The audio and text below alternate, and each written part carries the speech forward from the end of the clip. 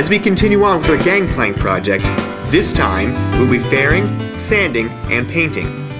Last time, we laid up carbon twill on the edges.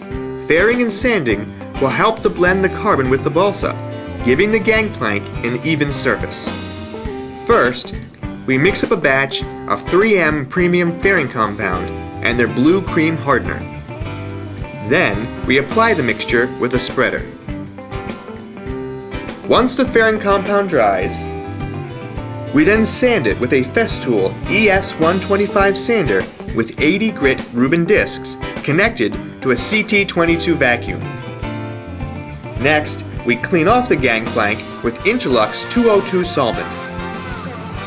Then, we roll on 2 coats of Interlux Pre-Coat Primer, followed by 2 coats of gray Interlux Interdeck. Interdeck will give the gangplank surface some traction. Now, we are ready for the final step.